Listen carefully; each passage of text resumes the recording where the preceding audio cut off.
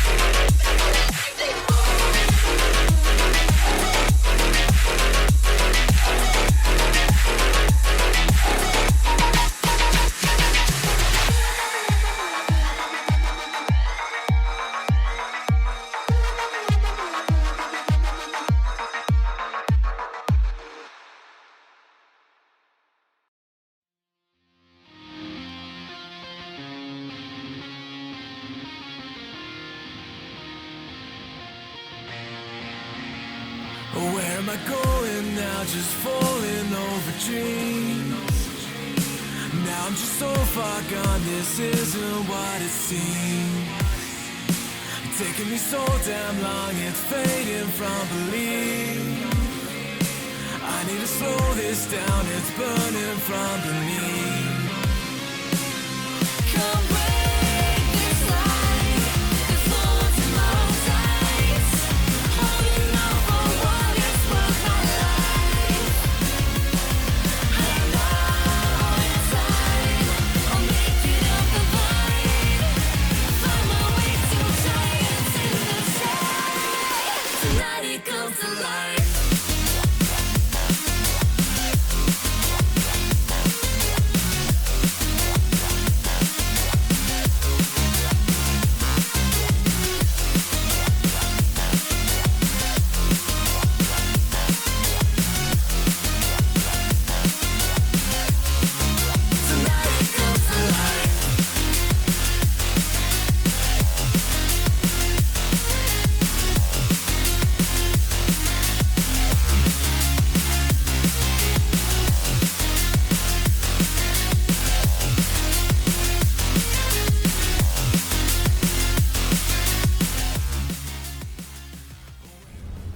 bouncing back and forth on a bunch of stuff. I just brought the vehicle itself down a little bit, and I also brought this down a little bit, trying to simulate ride height, which I'm not quite able to do using my lift-all jack thingy down there. So what I'm gonna do is weld a piece of 1/4-inch plate right here that this can sit on, and I can get rid of that jack so that then I can safely pivot from this point. And if I need to add spacers to figure out how high my motor mount's gonna be, then I'll do that. I've got this chunk of like 4-inch by 1/4-inch plate. We're gonna take some measurements to figure out how wide I wanna make it, and then we'll put it right down there on that floor.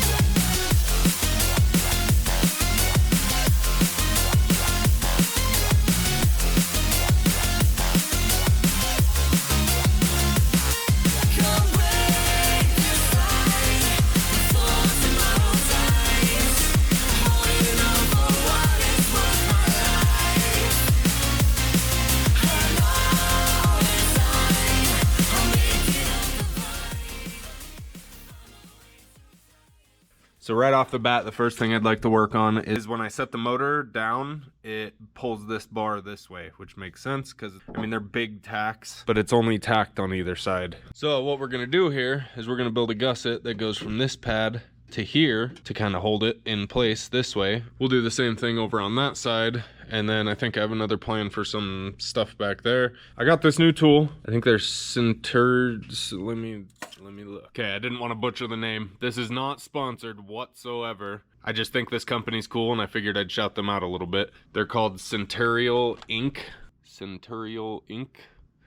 Again, this isn't sponsored. They just sell some pretty cool tools, and this one specifically is going to save me a lot of time. I actually need to order another 1.75-inch one, but I wanted to share. Definitely buy something from this company. Don't just go print everything or they can't sustain it. But this part right here is what really made me think that this company is pretty damn cool. They sell a bunch of different cool tools as far as centerline marking tools and coping tools and exhaust tools, and all of it's 3D printed with their own designs that they've created, and all of their stuff is open source, and they have YouTube videos that are specifically how to print and build these tools and use them.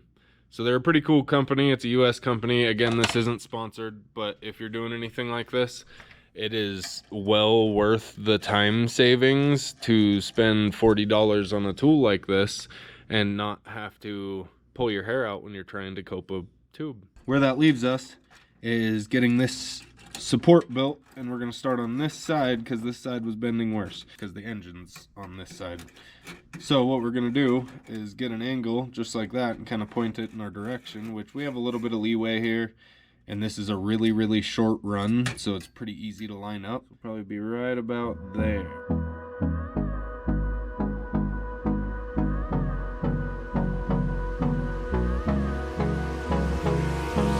Hold me close till I get up. Time is barely on our side. I don't wanna waste what's left. The storms we chase are leading us, and love is all we'll ever trust. Yeah, no, I don't wanna waste what's left. And on we'll go, through the wastelands, through the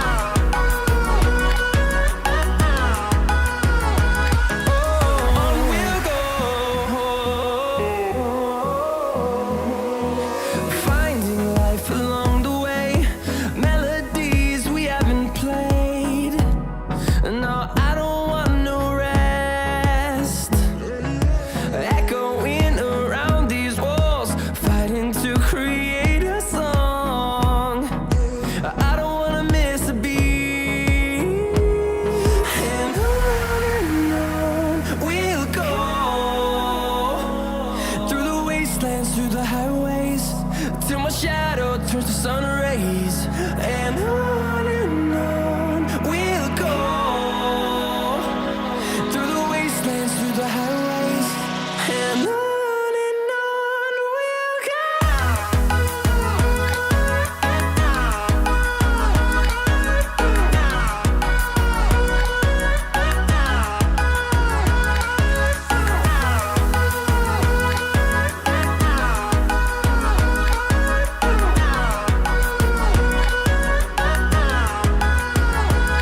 And we'll grow in number, fueled by them to see the horizon, turn us to thousands. And we'll grow in number, fueled by them to see the horizon, turn us to thousands. And on we'll go through the wastelands, through the highways, till my shadow turns to sun rays. And on we'll go through the wastelands, through the highways. And on we'll go.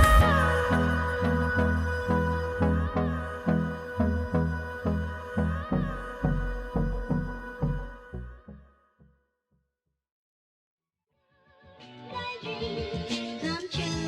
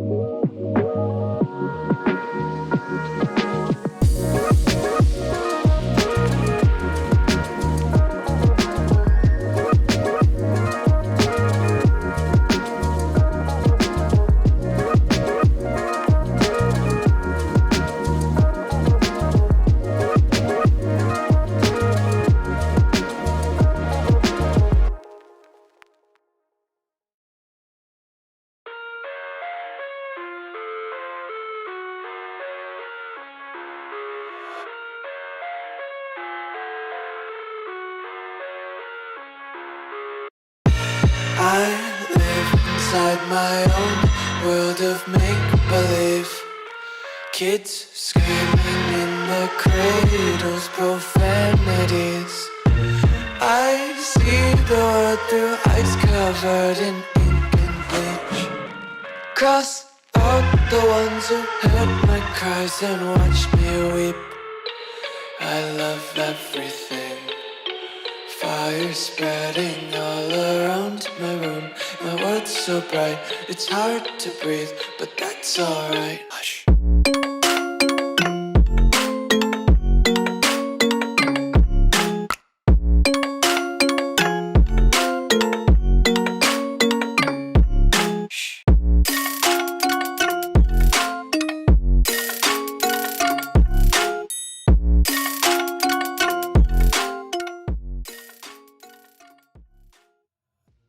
Okay, we made some good progress, but I also got a little bit ahead of myself. I think I figured out the solution to it. What happened is I already thought through a bunch of the things, like, you know, the sway bars and how close they'll get to my mounts that I had. Well, when I had gone through and done all the measurements for that and confirmed that that would clear, that was before I decided to raise the motor and subframe up. And when I decided to do that, I thought on it for quite a while, but I did not think of the sway bars. Solution being the R32 front sway bar for the MK4s does not have this big hoop that goes over the axle. It follows the exact same line as far as being bolted, just like the stock one, and then it goes underneath your axle and connects. I'll have to make a little bit of an extension coming off of my link, but that's easy enough. And I think that should remedy just about the whole issue. But then when I got into it, I also apparently didn't think through how much I would have to tub this. So now that I'm doing some measuring and whatnot, I'd have to tub it basically up to this line here, which isn't off the table. I still might end up doing that. But another option that I've thought of is, since the threads are on the top of these mounts here, I could just make, you know, a mount that's the exact same size for every single one of these, drop the subframe down, and then build my motor mounts after that, because I still haven't built them at the moment. So we got some good progress done. This is all staying. It's going to be just like that either way, and the subframe is mounted in here, even if we do end up dropping it down lower. This was big progress, because getting this perfectly in line pretty much dictated where the motor was going and, you know, how my alignments were going to go and how quick I was going to go through tires, and if I just needed to run drag slicks all the time so that I didn't wear tires out.